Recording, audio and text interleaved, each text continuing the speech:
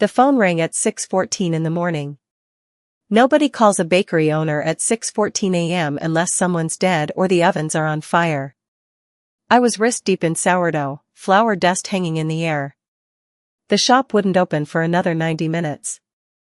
This was my time, just me, the yeast, and the hum of the walk-in cooler. I almost let it ring. But something made me pick up. "Is this Nora Dalton?" Chicago polished voice. "Never said y'all in its life." "This is she. My name is Patricia Holloway. I'm calling on behalf of your sister, Celeste Dalton Whitmore." The word sister hit my sternum like a fist. I hadn't spoken to Celeste in 34 years.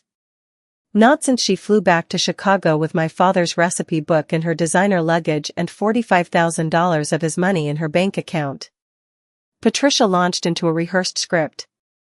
Myelodysplastic syndrome. Bone marrow transplant.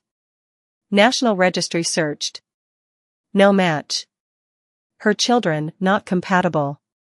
But a sibling has the highest probability. "Ms. Dalton, you may be her only hope." "Ms. Holloway," I said, "do you know why my sister and I haven't spoken in 34 years? A pause. Celeste mentioned some family disagreements. She's hopeful this might be an opportunity for healing. Healing. I let the word sit. That's an interesting word choice. I looked around my bakery, the Real Crumb, Kansas City. The display case empty, waiting for pastries. The chalkboard in Maya's handwriting, maple pecan scones, Mom's favorite. And against the back wall, my father's 1972 Chambers range, Harvest Gold, the only inheritance Celeste hadn't been able to carry out of his house after his funeral. "The answer is no," I said. "I'm not doing the testing. Don't call again." I hung up before she could respond. My hands were shaking. I stood there breathing, in through the nose, out through the mouth, the way my husband Roy taught me when the panic attacks were bad. My phone buzzed. A text from Chicago, *, a chance to heal the family. *. I deleted it. "Everything okay, Mom?" Maya stood in the doorway, travel mug in hand. 26, third-year law student, my father's dark hair and my stubborn jaw. "Fine. Wrong number. You're a terrible liar." She gave me a long look. "Who was on the phone?" "Someone calling about your Aunt Celeste." Maya went very still. In our house, Aunt Celeste wasn't a casual name. "What did they want?" "She's sick. They want me tested. Bone marrow donor." "And you said?" "No." Maya set down her coffee and tied on her apron. "Good," she said. That was all. Just good. I raised my daughter right. I was 14 when my father got sick. We lived on the east side of Kansas City, Sheffield neighborhood. Working class. Small yards, chain-link fences, American cars in the driveways. My father, Harold Dalton, owned Dalton's Daily Bread on Independence Avenue, a narrow storefront where the screen door never quite closed. But people came from all over the city for his sourdough. His cinnamon rolls. His apple fritters that melted on your tongue. My mother Margaret worked the front counter. My sister Celeste, 4 years older, was supposed to help after school, but she was always busy. Student council, drama club, something with a boy named Travis who had a Camaro. Celeste was too big for the bakery, too big for the neighborhood. She was going places. Everyone said so. I was the one who showed up. After school, I'd walk 6 blocks, and my father would hand me an apron. I portioned dough, washed pans, swept flour. I loved the heat of the ovens, the smell of yeast and sugar, the way my father talked to the dough like it was a living thing. "Come on now, sweetheart," he'd murmur to a batch of brioche. "Rise for me. You can do it." He talked to me the same way. He was the gentlest man I've ever known. In 1985, when I was 14, his hands started shaking. A tremor at first, barely noticeable when he piped frosting. Then worse. By summer's end, he couldn't write. The diagnosis took 6 months. Corticobasal degeneration. A rare neurodegenerative disorder. No cure. No effective treatment. Just a slow loss of motor control, speech, and eventually everything else. My mother hired a baker named Frank to take over production. My father sat on a stool in the corner and watched, his eyes full of grief. Celeste had just started at the University of Chicago. Full scholarship. Business and marketing. She came home for Thanksgiving her freshman year, saw our father trembling in his chair, and left 2 days early. "I can't watch this," she told our mother. "It's too painful." I could watch it. Someone had to. By 16, I was his primary caregiver. I helped him bathe, cut his food, change TV channels. I sat with him through the bad nights when muscle spasms kept him awake and he cried from the pain. My friends went to football games and school dances. I spoon-fed my father applesauce and learned to read his expressions when words failed. Celeste visited at Christmas her sophomore year and brought a boyfriend, Peter Whitmore III, old Chicago money, boat shoes in December. She had the North Shore accent now and talked about market positioning and brand development. She looked at our little house like a museum exhibit on working-class life. "He's a shell," she told our mother on Christmas Eve. I heard it through the thin walls. "And you're destroying yourselves for a shell." I dropped the mixing bowl. It shattered. I walked into the living room and looked at my sister. "Get out," I said. "Nora. You don't get to come here twice a year and call Dad a shell. Get out of this house." She left Christmas morning. Didn't say goodbye to our father. I went back to the kitchen, cleaned up the mess, and made fresh molasses cookies. Then I sat next to my father's recliner and held his hand. He squeezed 3 times. "I love you." By 1990, my father couldn't walk. Couldn't eat solid food. Couldn't speak except for sounds only my mother and I could interpret. But his mind was sharp, you could see it in his eyes. Trapped, but present. I was 19. No college, no money, no time. I worked breakfast shift at a diner on Truman Road. Burnt coffee, regulars arguing about the Chiefs, minimum wage plus tips. I came home at noon to relieve my mother so she could go to the bakery. Then, spring 1991, my father had a good day. The tremors calmed enough for him to hold a spoon. His eyes were clearer. He gestured for me to come close, pointed at the bookshelf, made a writing motion. The leather-bound journal. He'd kept it at the bakery my whole life. I'd seen him write in it 1,000 times. "Trade secrets," he'd say with a wink. I helped him open it. Inside, 40 years of recipes. Breads, pastries, cakes, cookies, fillings, frostings, glazes. Yellowed pages stained with butter and vanilla. Notes in the margins, asterisk needs more salt. Mary's favorite. Good for Christmas. Asterisk. He pointed at the book. Then at me. Then at the book again. "Yours," he managed. "Dad." "Yours." "Nora." "Bakery." "Yours." I started crying. All those years of caregiving, of watching him fade, of being told I was wasting my life, and on one of his last good days, he was trying to give me a future. He wrote on a notepad, agonizingly slow, asterisk savings. Account. Union. Bank. 45,000, Nora.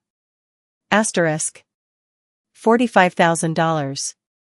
A lease on a storefront. Equipment and ingredients. A chance. "I can't take that, Dad. That's yours and Mom's." He shook his head. Wrote, asterisk for you. Earned it. My girl. Asterisk. My mother came home and found me holding the book, tears dry on my cheeks. She read the notepad, sat down, and laughed, the first time I'd heard her laugh in months. "Harold Dalton, you are the most stubborn man I've ever met." He grinned. For a moment, he looked like my dad again. 3 weeks later, he was gone. The funeral was small, neighbors, regular customers from the bakery. Celeste flew in wearing a black designer dress that cost more than our mortgage.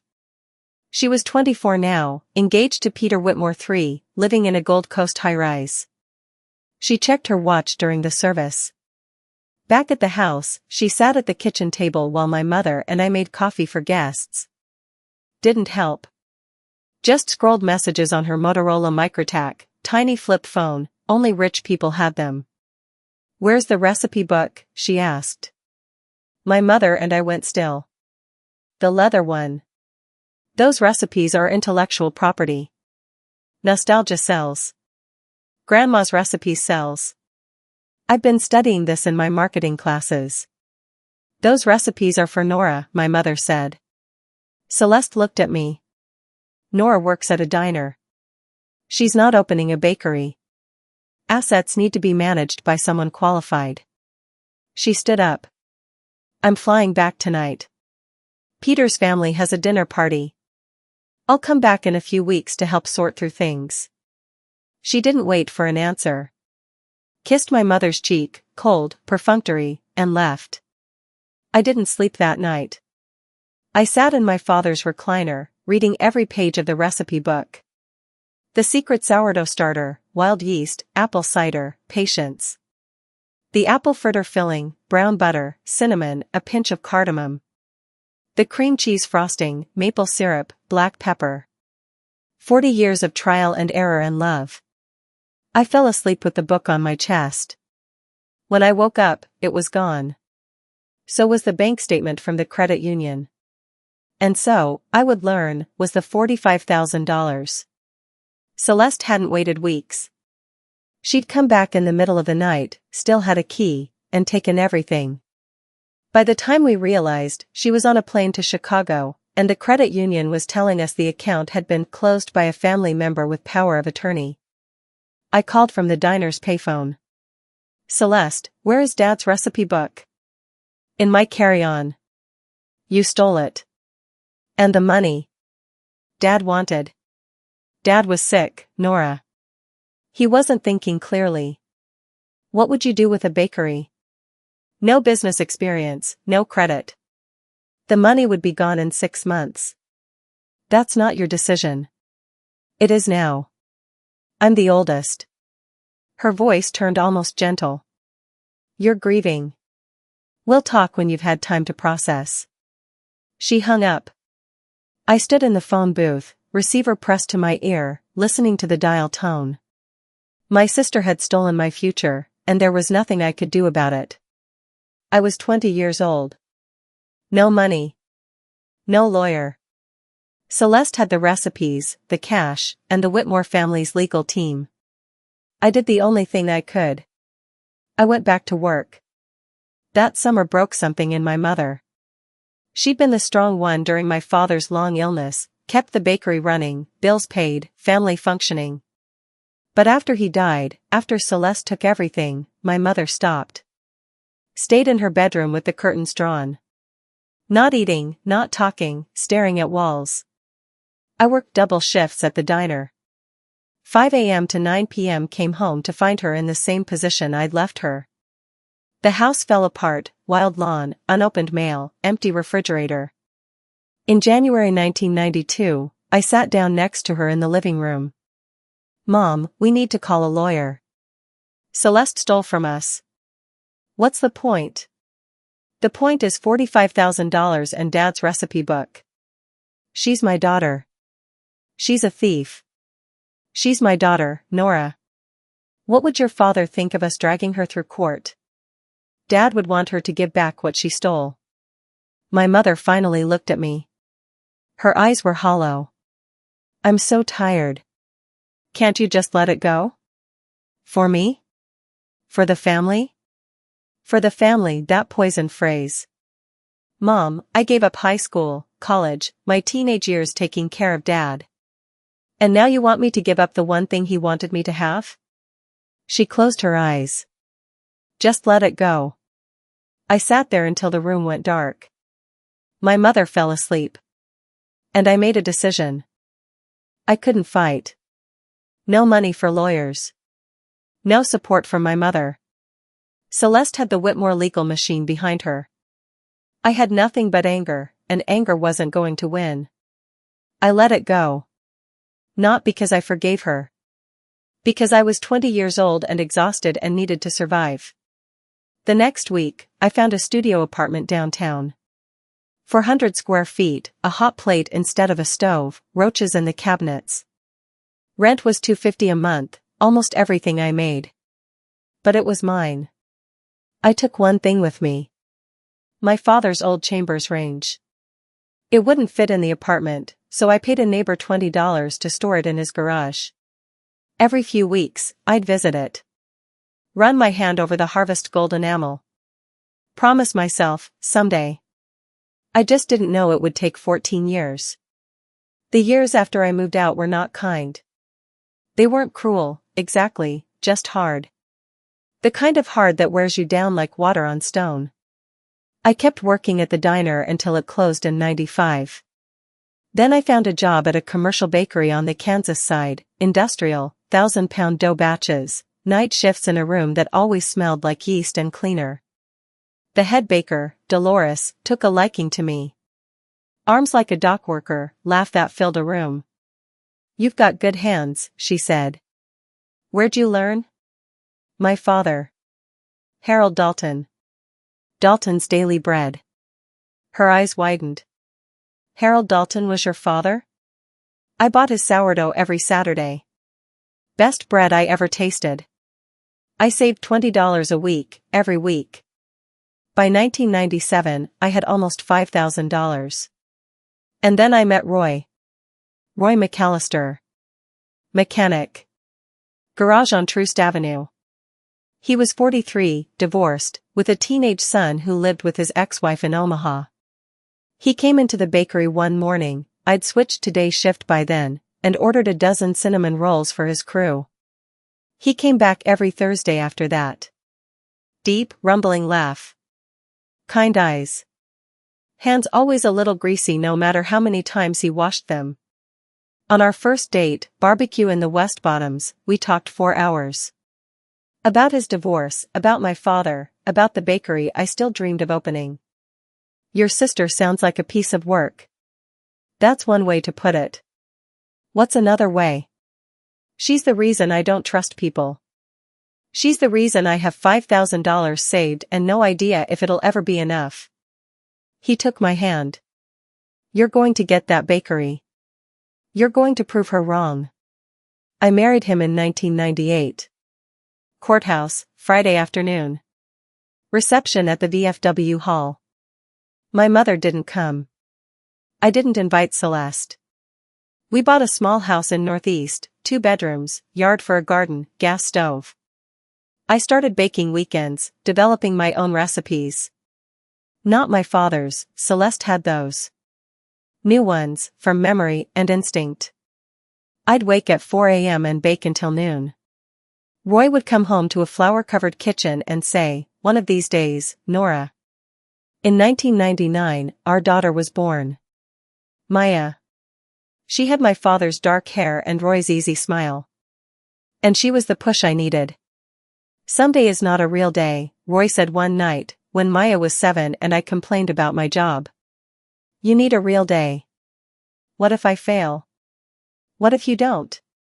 The next week, I applied for a small business loan. With my savings, Roy's contribution, and $20,000 from the bank, I leased a tiny storefront in a strip mall on Independence Avenue, 6 blocks from where my father's bakery used to be. I called it the Real Crumb. Roy's idea. You're the real thing. Not like your sister and her fake recipes. We opened in March 2006. First week, $200. Second week, $300. By year 2, I hired my first employee, a high school kid named Javier who called me Mrs. Nora and made me feel ancient. In 2008, a package arrived. No return address. Inside, a glossy cookbook. The Heartland Kitchen, Recipes from an American Family, by Celeste Dalton Whitmore. Dedication page, asterisk for my grandmother, who taught me that the secret ingredient is always love. Asterisk. Grandmother. Celeste never met our grandmother. She died in 1962, before Celeste was born. I flipped through with shaking hands. Sourdough starter with apple cider. Apple fritters with brown butter and cardamom. Cream cheese frosting with maple syrup and black pepper. Names changed, Grandma's Sunday bread instead of Harold's sourdough, but the recipes were identical. My father's recipes. My inheritance. Published under my sister's name with a dedication to a woman who didn't exist. The book became a New York Times bestseller. 500,000 copies by 2009. Celeste was everywhere, morning shows, Today Show segments, food magazine profiles. She told interviewers about her humble Kansas City roots and simple, honest recipes passed down through generations. She wore designer aprons and spoke in a folksy voice she'd practiced. The Heartland Kitchen brand expanded. Baking mixes at Williams-Sonoma. Cookware at Macy's. Frozen foods with a national chain. Celeste and Peter moved to a Winnetka mansion. She founded a charity, the Heartland Kitchen Foundation, to support aspiring female chefs. Mostly, it supported her tax deductions. I followed from a distance. Didn't watch the appearances. Didn't read the articles. But well-meaning customers would ask, Dalton Whitmore? Any relation? No relation, I'd say, and change the subject. Maya grew up in the bakery. At 10, she asked about the cookbook at Barnes & Noble. That's my sister. Your aunt. We don't talk to her? No. Why not? I hesitated. But I'd promised myself never to lie to my daughter. She took Grandpa's recipes. And money he saved for me. And she never said she was sorry. Maya processed this. Then, Aunt Celeste sounds like a bully. She is. If I ever meet her, I'm telling her to give them back. In 2019, my mother died. Thursday, October. Cold rain. I held her hand at the nursing home. She hadn't recognized me in 2 years. Called me Harold sometimes. It broke my heart and felt right at the same time. I called Celeste. First time in 28 years. A receptionist answered. Ms. Dalton Whitmore is very busy with her book tour. Tell her our mother is dead. The funeral is Saturday. Celeste didn't come. Sent white lilies with a card, asterisk deepest sympathies. Asterisk. I threw the card away. Something died in me that day, not love, I'd stopped loving her decades ago. It was hope. The small, stupid hope that someday she'd realize what she'd done and try to make it right. I went home and baked 6 dozen cinnamon rolls. Roy and Maya helped me eat them. We sat in the kitchen until midnight, talking about my mother's good years, the singing while she washed dishes, the paper dolls on rainy afternoons, the way she'd chat with every bakery customer like an old friend. She was a good mom, I said. Before everything went wrong. 4 years later, the call came. I was 54. The real crumb was solid, 8 employees, Javier now my head baker, Roy retired and helping with the books. Maya in her 3rd year of law school at UMKC. And Celeste was dying. After Patricia Holloway's call, I tried to forget. But Celeste kept intruding. News articles, cookbook author takes leave of absence for health reasons. Social media posts, keep our founder in your thoughts. Then the letters. Handwritten, cream-colored stationery. The first, asterisk Nora, I know there are unforgivable things between us. But you're my only hope. I was wrong. Please, can we talk? Asterisk. The second, asterisk I'm not asking for forgiveness. I'm asking for mercy. Please, just get tested. For our father. For everything we used to be. Asterisk. The third wasn't from Celeste. It was from Peter, asterisk I know we've never been close. But Celeste is dying. She's regretted what happened for years. Please, consider it. Asterisk. Maya found the letters on my kitchen counter. Read all 3. Looked up at me. She's terrified. You can hear it in every sentence. But she's still not really apologizing, is she? Not saying what she did specifically. No. What are you going to do? I looked at my daughter. Part of me wants to say no and move on. Another part wants to look her in the eye. After 34 years.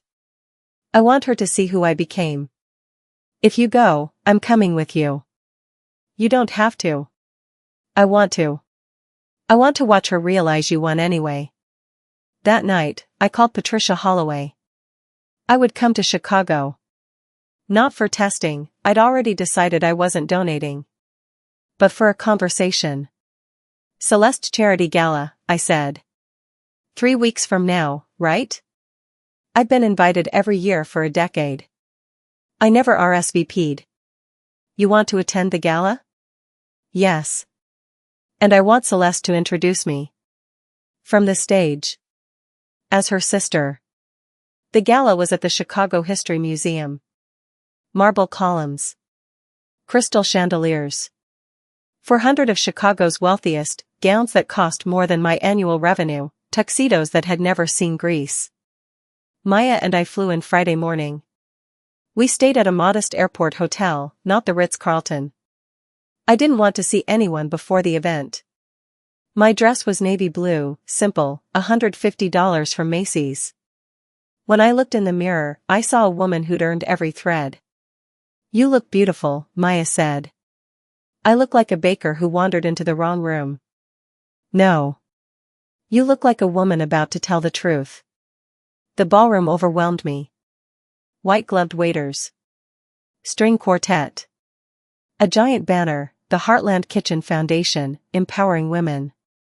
We sat at the back. I'd requested it specifically. I wanted to see the whole spectacle before I became part of it. And there she was. Celeste. Thinner than I remembered, pale, fragile from the disease. But still working the room, shaking hands, laughing at jokes, accepting health condolences with a brave smile. White silk gown with gold embroidery. That's her, I whispered. Maya studied her aunt with a future lawyer's cold gaze. She looks tired. She looks fake. The program began at 8. Foundation director's speech. Video montage. Live auction. Private cooking lesson with Celeste Dalton Whitmore herself, $17,000. Then Celeste took the stage. The room erupted. Celeste stood at the podium, waving, the perfect picture of grace. When applause died, she leaned into the microphone. This year has been challenging, she said. I've been fighting a health battle that has reminded me what really matters. Family. Love. Forgiveness. She paused.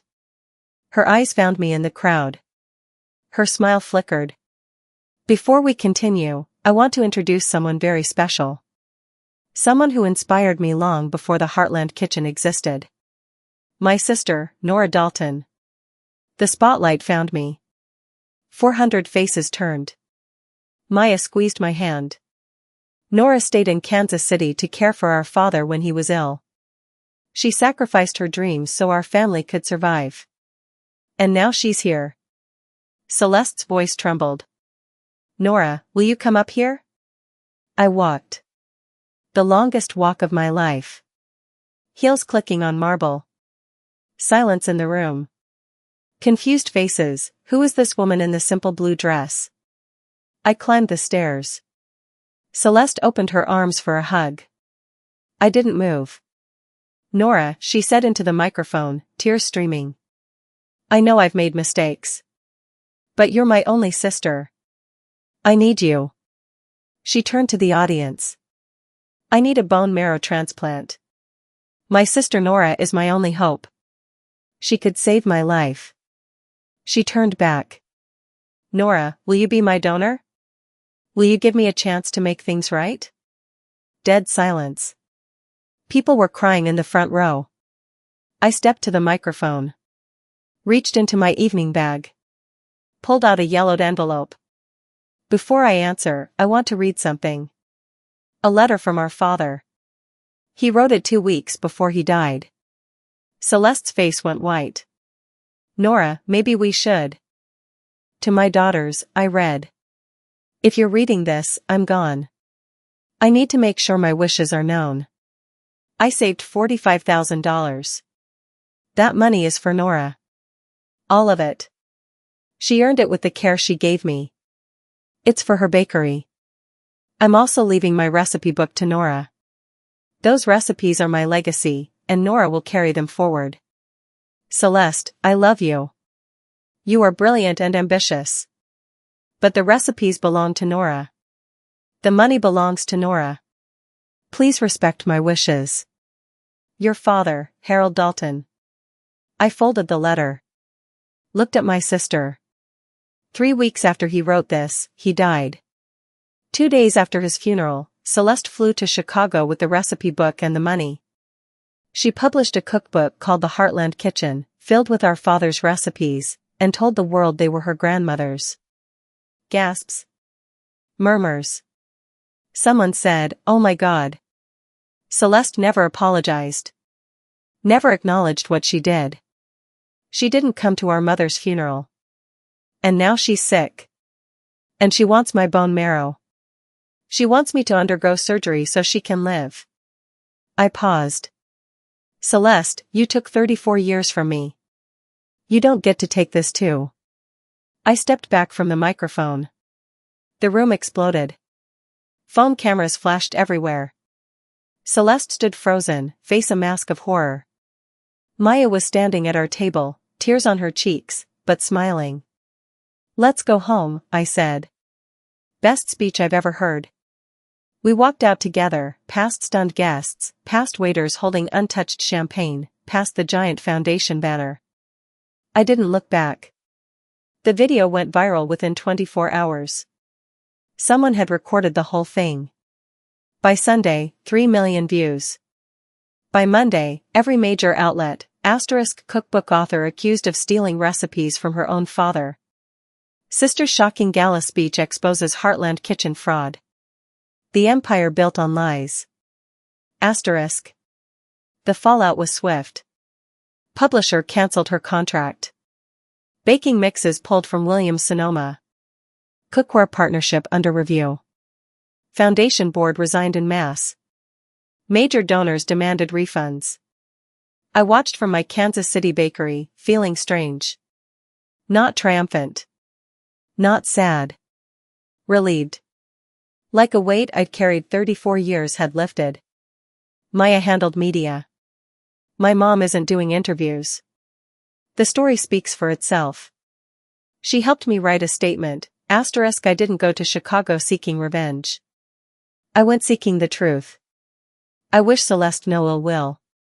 I hope she finds healing, of all kinds. Last line makes you look gracious while making it clear you're not donating bone marrow, Maya said. Law school is making you ruthless. Law school is making me precise. A week later, Peter called. Nora, Celeste is in the hospital. The disease is progressing faster than expected. The stress from the media, they're keeping her sedated. I don't know if she's going to make it. I'm sorry to hear that.